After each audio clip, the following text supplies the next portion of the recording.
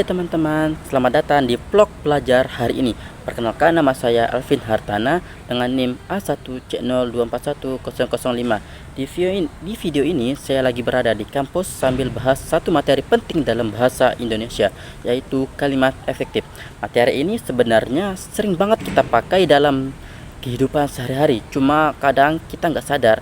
Jadi biar nggak ribet, yuk kita bahas bareng dengan cara yang lebih santai dan gampang dipahami. Nah, apa itu kalimat efektif? Kalimat efektif merupakan kalimat yang dapat memberikan kemudahan atau kejelasan informasi kepada pembaca atau pendengar. Dengan kata lain, kalimat dapat dikatakan efektif apabila kalimat tersebut mampu secara tepat mewakili gagasan atau perasaan penyampaian informasi dan sanggup memberikan gambaran yang sama tepat kepada pembaca atau pendengar. Suatu kalimat dikatakan efektif apabila berhasil menyampaikan pesan, gagasan, perasaan maupun pemberitahuan sesuai dengan maksud si penulis atau si pembicara.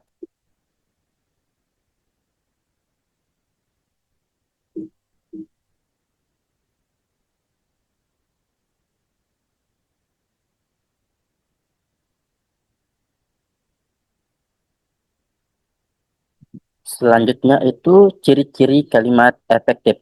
Ciri yang pertama itu ada kesepadanan struktur. Kesepadanan struktur adalah keseimbangan antara pikiran atau gagasan dalam struktur bahasa yang digunakan. Misalnya itu minimal ada subjek dan predikat. Dan jangan ada presisi di depan subjek. Misalnya, kalimat tidak efektifnya. Bagi semua peserta diharapkan hadir tepat waktu. Itu kan kalimat yang tidak efektif. Nah, kalimat efektifnya itu adalah semua peserta diharapkan hadir tepat waktu. Jadi yang kedua itu ada kehematan kata. Salah satu syarat kalimat efektif adalah tidak bertele-tele. Dan tidak boleh menyusun kata-kata yang bermakna sama dalam suatu kalimat. Ada dua hal yang menyebabkan kata tidak hemat, yaitu kata jamak dan sinonim. Misalnya, di kata jamak itu kalimat tidak efektif adalah para siswa-siswi sedang mengerjakan soal ujian masuk perguruan tinggi.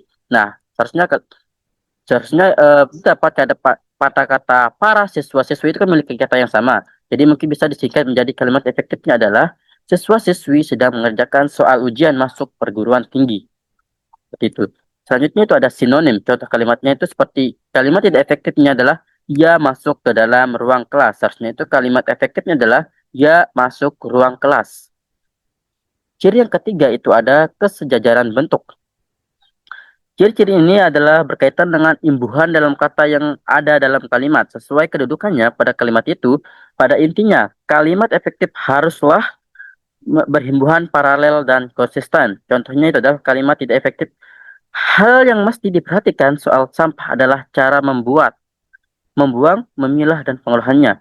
Itu kan kalimat yang kurang efektif. Nah, kalimat efektifnya adalah hal yang mesti diperhatikan soal sampah adalah cara membuang, memilah, dan mengolahnya.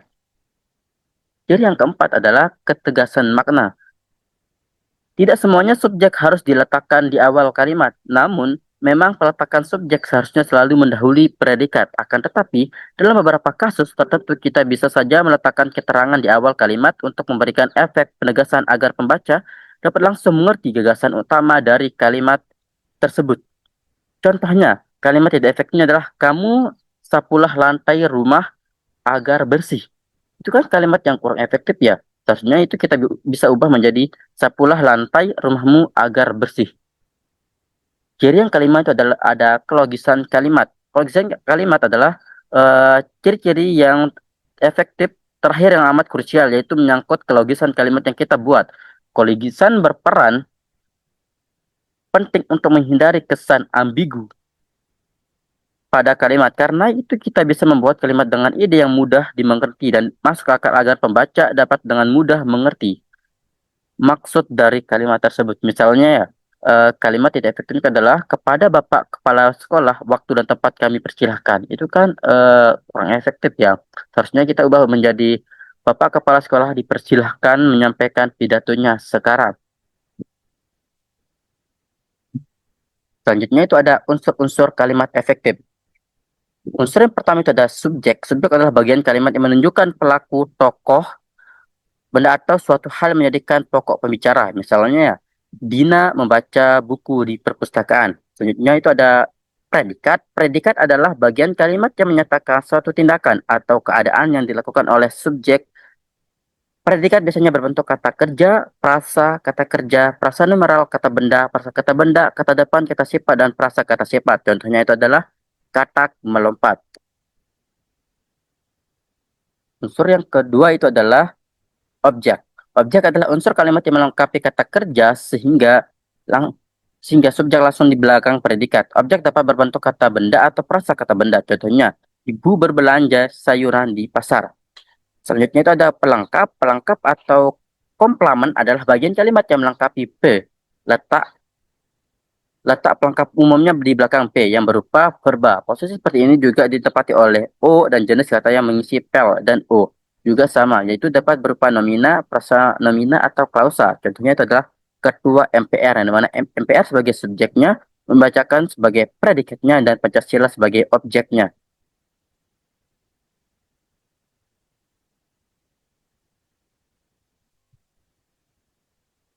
Dan unsur yang keempat itu ada keterangan. Keterangan adalah unsur kalimat yang memberikan informasi lebih lanjut tentang makna subjek atau predikat. Keterangan dibagi menjadi empat, yaitu tentang makna subjek atau predikat. Keterangan dibagi menjadi empat, yaitu satu, keterangan tempat yang menerangkan tempat terjadinya peristiwa. Misalnya, ibu memasak di dapur.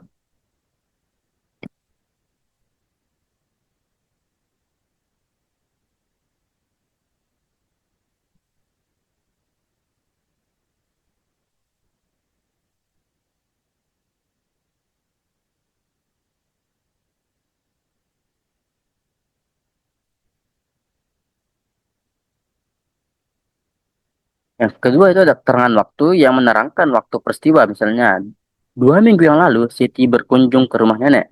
Selanjutnya itu ada keterangan suasana yang menerangkan suasana atau situasi. Misalnya, suasana malam ini sangat sepi. Yang keempat, itu ada keterangan cara, itu adalah menerangkan atau menjelaskan cara pada suatu aktivitas. Contohnya, perselisihan antara Bayu dan Bima disilakan secara damai.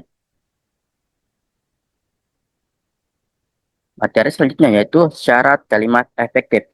Yang pertama itu ada sesuai ejaan yang disempurnakan. Gunakan ejaan, tanda baca, dan kata baku dengan benar agar makna jelas dan tidak salah tulis. Syarat yang kedua itu adalah sistematis. Susunan kalimat harus runtut, subjek, predikat, objek, dan keterangan agar mudah dipahami dan tidak membingungkan. Yang keempat, tidak boros atau tidak berlebihan. Hindari penggunaan kata yang berlebihan, gunakan kalimat singkat, padat, dan langsung ke inti gagasan. Yang keempat, tidak ambigu. Kalimat harus jelas dan tidak menimbulkan makna ganda. Gunakan susunan yang ringkas dan sesuai dengan kaidah bahasa Indonesia.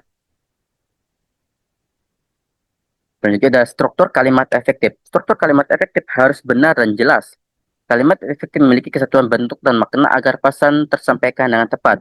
Setiap unsur harus memenuhi SPOK. Yang keempat, kesalahan struktur sering terjadi karena susunan kata yang tidak sesuai, hubungan antar kata tidak jelas, atau menyimpang dari kebiasaan bahasa. Contoh perbedaan makna harus yang karena struktur. Misalnya akan ditulis kalimat, saya menulis surat untuk ibu. Yang benar itu adalah saya menulis surat untuk ibu. Nah, untuk ibu saya menulis surat, kan maknanya bisa berubah. Dan untuk ibu surat saya menulis, salah strukturnya. Prinsip-prinsip kalimat efektif itu adalah ada ide pokok pada induk kalimat. Gagasan utama harus diletakkan pada induk kalimat, bukan anak kalimat. Contohnya, karena sakit, maka saya tidak masuk sekolah. Itu kan salah. Jadinya lebih tepatnya itu adalah saya tidak masuk sekolah karena sakit. Yang kedua itu ada tanpa penumpukan ide. Hindari kalimat yang berisi terlalu banyak ide karena membuatnya sulit dipahami. Gunakan satu ide pokok dalam satu kalimat. Misalnya, saya belajar di rumah sambil makan, nonton TV, dan mengerjakan tugas yang lain belum selesai. Itu kan salah. Seharusnya lebih singkatnya itu adalah saya belajar di rumah setelah selesai menonton TV dan makan. Yang ketiga adalah bentuk yang sejajar. Gunakan bentuk bahasa yang sama untuk ide-ide yang sederajat. Misalnya, menggunakan kata benda dengan pikiran an, maka ide lain juga harus berbentuk an. Kegiatan siswa meliputi pembaca, menulis, dan pembuatan laporan. Yang benar adalah kegiatan siswa meliputi membaca, menulis, dan membuat laporan. 4. Penekanan. Setiap kalimat harus memiliki bagian ditekan dan agar ide utama menonjol. Misalnya, menempatkan bagian penting di awal kalimat. Yang paling saya sukai adalah membaca novel. Nah, dampak dari penggunaan kalimat tidak efektif adalah kalimat tidak efektif dapat menimbulkan salah tafsir atau kesalahpahaman. Yang kedua, penggunaan kalimat tidak efektif dapat mengurangi kualitas komunikasi sehingga pesan inti hilang atau tidak tersampaikan dengan baik. Yang ketiga, kalimat yang terlalu panjang, bertele-tele, atau mengandung pengulangan yang berlebihan akan membuat pembaca atau mendengar kehilangan minat, bahkan merasa frustasi. Yang keempat, komunikasi yang tidak efektif juga dapat mengurangi kemampuan persuasi karena pesan tidak meyakinkan dan tidak memotivasi pendengar atau pembaca untuk bertindak sesuai yang diharapkan.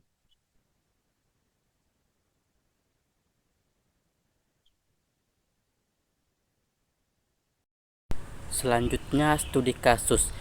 Saya akan memberikan contoh, yaitu yang pertama ada headline judul yang berjudul Viral Sekda Marhai ASN Gegara Donasi Banjir Bocor, Gubernur Bali buka suara. Judul berita tersebut memiliki beberapa kesalahan.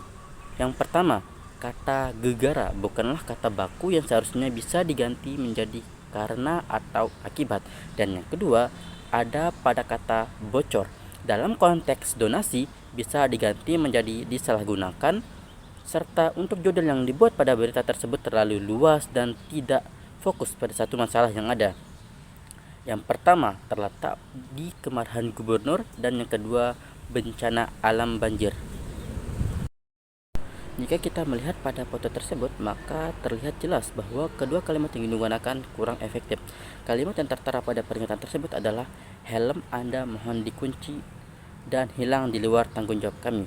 Untuk sesaat, saya akan mencoba untuk menganalisis kedua kalimat tersebut dari pandangan sebuah belajar bahasa Indonesia. Dari pandangan tersebut, saya langsung melihat dua kesalahan yang ada pada peringatan itu.